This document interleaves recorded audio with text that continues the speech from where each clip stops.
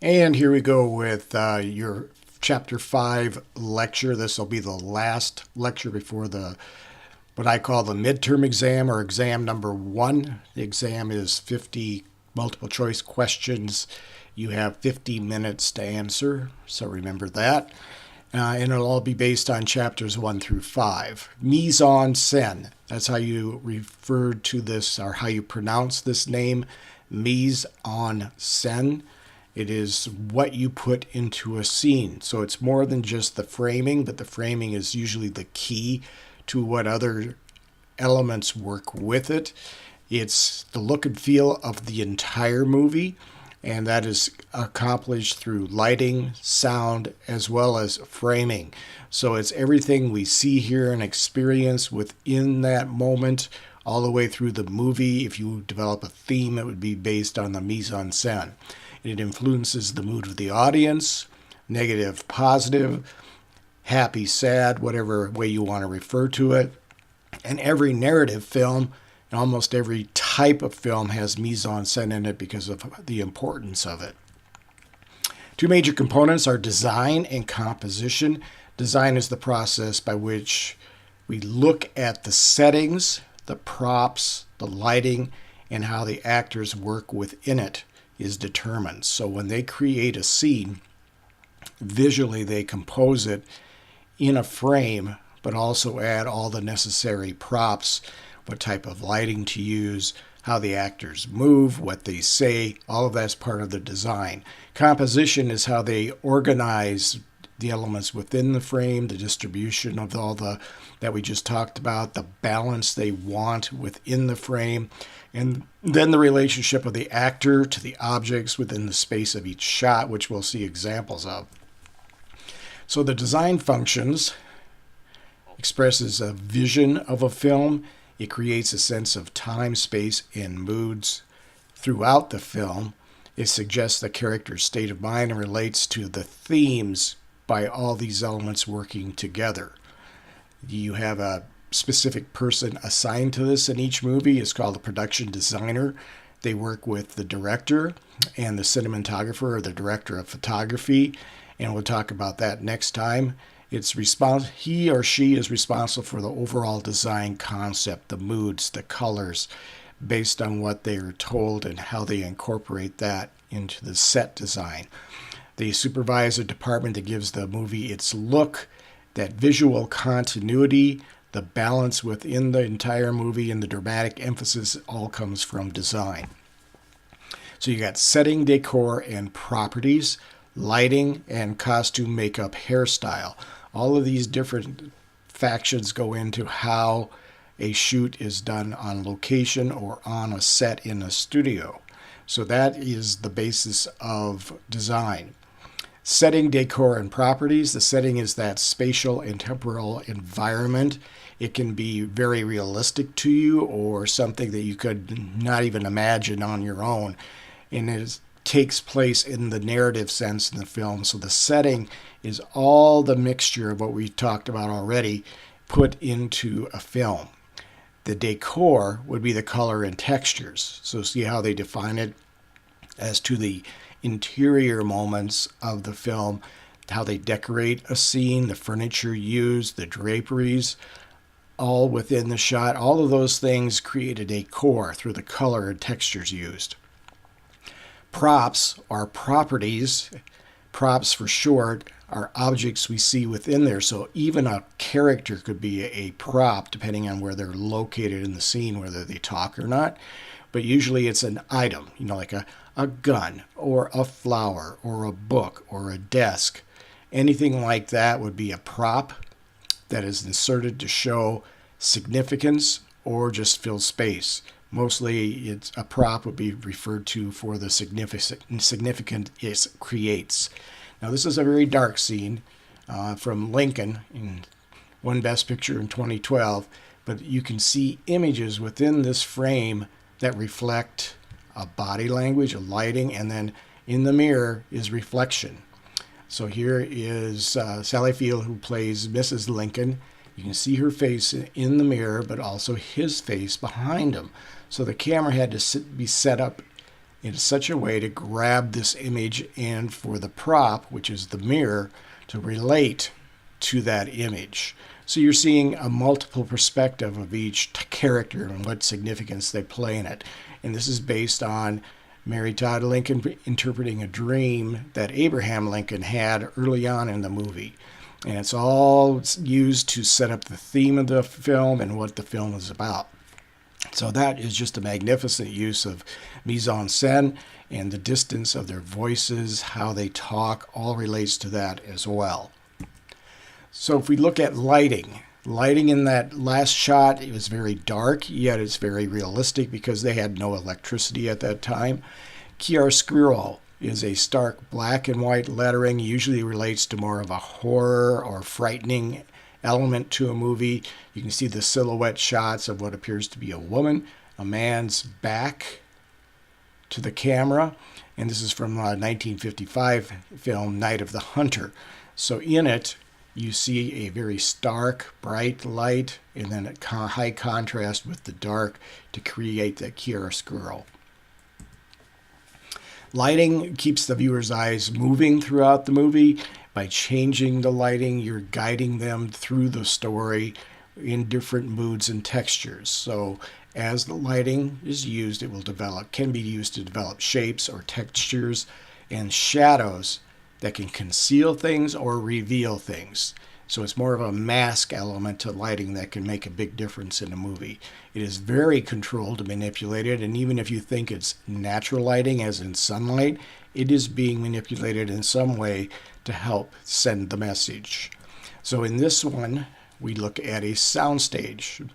And on the other set, it was more controlled, but this is more of a studio look. This is from Rear Window, 1954, an apartment complex with many different units on top of each other, and it's circular. It's like a different, unique approach to a set in a film. So in a set, they keep it so it's very controlled for sound.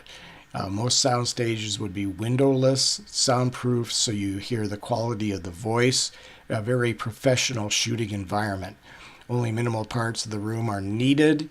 Even though you look at this as might be a big area, it's not as big as you think. The lens on the camera helps make it that way. But it looks like a whole unit, something that you could experience, so very realistic. Within that, then, we go to costume, makeup, and hairstyle. Each contributes a certain look or feel in the movie, where they're creating a character as well as setting a time period maybe, or a fantasyland look, but it all contributes to the setting and it works with the setting that's been developed. So the wardrobe used would be the costumes, those articles worn by an actor in the movie, and you have to ask yourself why they put them in that costume to help relate to the moment. So they favor makeup. Many get set for makeup. Some are very complex and take hours to put on, which we'll see more of in our actor category in acting, that chapter. Hairstyles should fit the occasion, but can also say a lot about a character with the way their hair looks. So all of this relates to the mise-en-scene for that part. And this is a great example of just that. Alice in Wonderland in 2010, and in the summer months they released the next version, and it's supposed to be even better than this one. But you can see Johnny Depp, look at the makeup on his face, but if you look at his neck, it's pretty natural. So that's common because of how they use makeup, but the color of the coat, the multiple pattern in what I call the tie, then how she looks, her hairstyle is done for a specific reason, and we can't see much of her outfit or costume, but you can see the texture of their face and how her natural looks go against the contrast of the Johnny Depp character, so the Mad Hatter. So that all plays a role, but even look at the hat, and you'll see the different elements to the hat that makes it special. And the color tone here can actually work to combine them to look more as a group, as a couple type look. They go well together.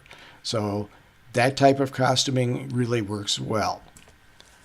Fundamental designing styles of a film are either realistic, which we will talk about the Lumiere brothers, who did short nonfiction movies in a very realistic setting way back in the 1890s to early 1900s, and the fantastic or anti-realistic look of Georges Méliès, who used stage tricks, mechanisms, and a variety of cinematic effects in his movies to create a fantasy film or two.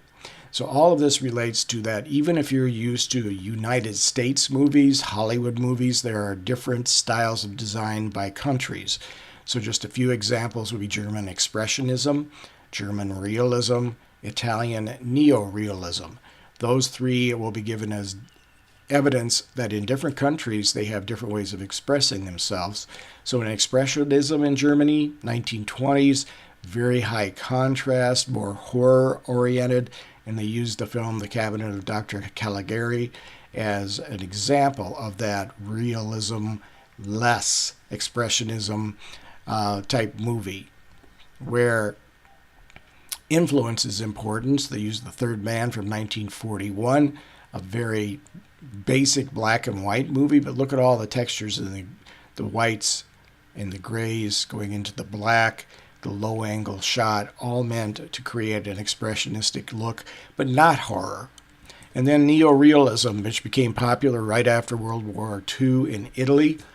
This is The Bicycle Thieves. You'll also hear it referred to as The Bicycle Thief, 1948.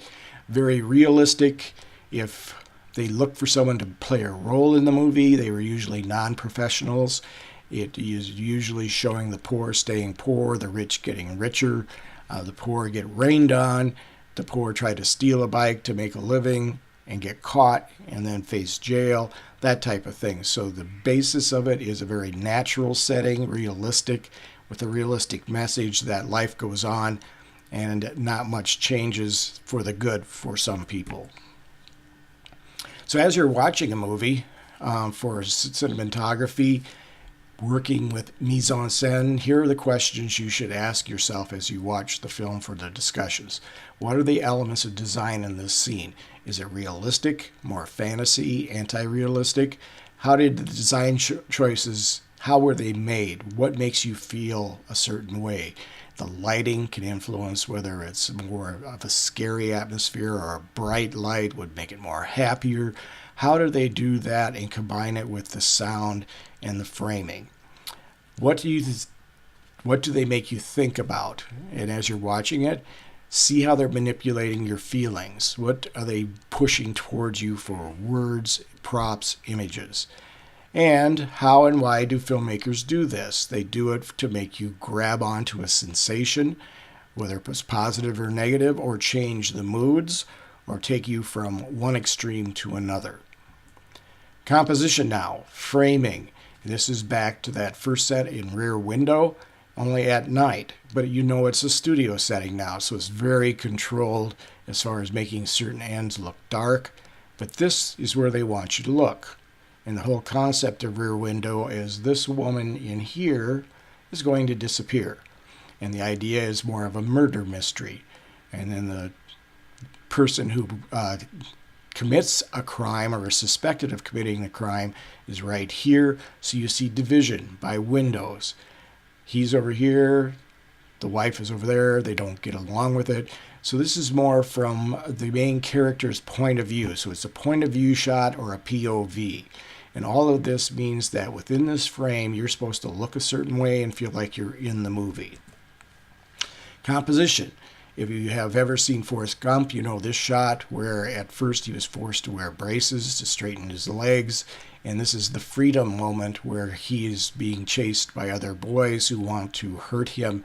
And he's breaking out of the bonds, which is very symbolic, and learning his skills as a human being, even though he might be challenged in certain ways. Forrest Gump seemed to be that type of person who wasn't as intelligent as others, yet everything he did showed his intelligence. So it went beyond stereotyping, it made you think in a different way. So think of kinesis, the movement of figures within the frame. Which way are they going? If they're going from the left to the right, that is a positive motion. And that positive motion is done to make you feel positive. Why is it positive? It's because when we read words, we also read them left to right as part of our culture. So in other cultures where they read right to left, that would be seen as more of a negative force in their films. But in the U.S., this movement is positive. It shows that it's going in the right direction and makes you feel like it's more aggressive or a bolder message. So from kinesis, we go to the figure.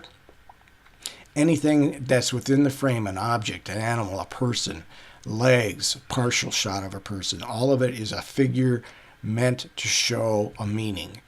The blocking of this shot would be putting things in a position, and movement of the actors going in a certain way will also be part of blocking. So since it's going left to right, they're leaving more space in this area than in this area to create that flow.